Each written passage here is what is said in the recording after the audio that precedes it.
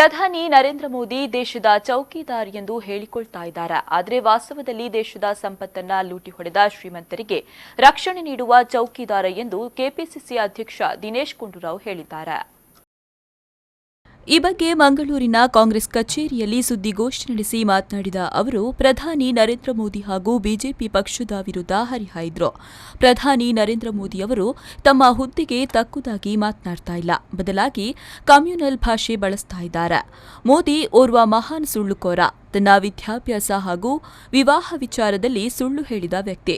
ಕಳೆದ 5 ವರ್ಷದಲ್ಲಿ ಒಂದೇ ಒಂದು ಪತ್ರಿಕಾಗೋಷ್ಠಿ ನಡೆಸದೆ ಆಡಳಿತ ಮುಗಿಸಿದ ಮೋದಿ ಲೂಟಿಕೋರರಿಗೆ ರಕ್ಷಣೆ ನೀಡಿದ ಚೌಕಿದಾರ ಎಂದರು. ಕಮ್ಯುನಲ್ ಭಾಷೆಯನ್ನು ಮತ್ತೆ ಉಪಯೋಗಿಸಿ ಹೊರಟಿದ್ದಾರೆ. ಯಾಕಂತ ಹೇಳಿದ್ರೆ ಅವರು ಅವತ್ತು ಯಾವಾಗ ಬಂದು ಡೆವಲಪ್ಮೆಂಟ್ ಅಜೆಂಡಾ ಮೇಲೆ ಮೋದಿ ಬಂದರು, ಗುಜರಾತ್ ಮಾಡೆಲ್ ಮೇಲೆ ಮೋದಿ ಪ್ರಧಾನಮಂತ್ರಿ ಆದರು. ಅದು ಇವತ್ತು ಅವರ ಭಾಷಣ ಏನು, ನಾನು ಅಚ್ಚೆ ದಿನ ತಗೊಂಡ್ಬಂದಿದ್ದೀನಿ ಅಂತ ಬಂದು ಹೇಳಬೇಕಾಗಿತ್ತು ಮೋದಿ ಅವರು. ನಾನು ಇಂತಿಂಥ ಕ್ಷೇತ್ರಗಳಲ್ಲಿ ನಿಮಗೆ ಇಂತಿಂಥ ಸಾಧನೆ ಮಾಡಿದ್ದು ಹೇಳಬೇಕಾಗಿತ್ತು. ಅದನ್ನು ಹೇಳೋದು ಬಿಟ್ಬಿಟ್ಟು ಇವತ್ತು ಎಲ್ಲ ಕಡೆ ಪ್ರಚೋದನೆಕಾರಿ ಭಾಷಣ. ನೆನ್ನೆ ಹಿಂದೂ ಟೆರರ್ ಅಂತ ಅವರು ಉಪಯೋಗ ಮಾಡಿ ಅದಕ್ಕೆ ಪ್ರಚೋದನೆ ಅವರೇ ನೀಡ್ತಾವ್ರೆ. ರಾಹುಲ್ ಗಾಂಧಿ ಅವರು ವಯನಾಡಲ್ಲಿ ನಿಲ್ತಕ್ಕಂಥ ಕ್ಷೇತ್ರದ ಬಗ್ಗೆ ಅದಕ್ಕೂ ಕೂಡ ಒಂದು ಕಮ್ಯುನಲ್ ಟ್ವಿಸ್ಟ್ ಕೊಡ್ತಾವ್ರೆ.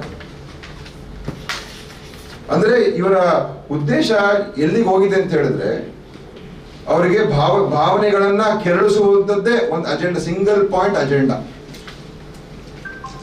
ಹಿಂದುತ್ವದ ಒಂದು ಏನು ಈ ಡ್ರಗ್ ಇದೆಲ್ಲ ಅಫೀಮ್ ತರ, ಅದನ್ನ ಏನು ಈ ಕೋಮುವಾದದ ಅಫೀಮನ್ನ ಜನರಲ್ಲಿ ಅದನ್ನ ಅವರಲ್ಲಿ ಬಿತ್ತನೆ ಮಾಡ್ತಾ ಮಾಡ್ತಾ ಮಾಡ್ತಾ ರಿಯಲ್ ಇಶ್ಯೂಸ್ ಬಗ್ಗೆ ಚರ್ಚೆ ಆಗ್ತದೆ, ರಿಯಾಲಿಟಿ ಬಗ್ಗೆ ಚರ್ಚೆ ಆಗ್ಬಾರ್ದು. ಅವ್ರಿಗೆ ಎಷ್ಟು ಉದ್ಯೋಗ ಸೃಷ್ಟಿ ಮಾಡಿದ್ರಿ, ಎಷ್ಟು ಇವತ್ತು ಆರ್ಥಿಕ ಬೆಳವಣಿಗೆ ಆಗಿದೆ, ಎಷ್ಟು ಇವತ್ತು ನಿಮ್ಮ ಸರ್ಕಾರದಲ್ಲಿ ನಿಮ್ಮ ಭರವಸೆಗಳನ್ನು ಈಡೇರಿಸಿದ್ರಿ, ಎಷ್ಟು ಕಪ್ಪು ಹಣ ವಾಪಸ್ ತಗೊಂಡು ಬಂದ್ರಿ. ಇವತ್ತು ಇನ್ನು ಮೈಸೂರು ಲೋಕಸಭಾ ಕ್ಷೇತ್ರದಲ್ಲಿರುವ ಮೈತ್ರಿ ಪಕ್ಷದ ಭಿನ್ನಮತ 2 ದಿನಗಳೊಳಗಾಗಿ ಸರಿ ಕಾಣಲಿದೆ ಎಂದರು.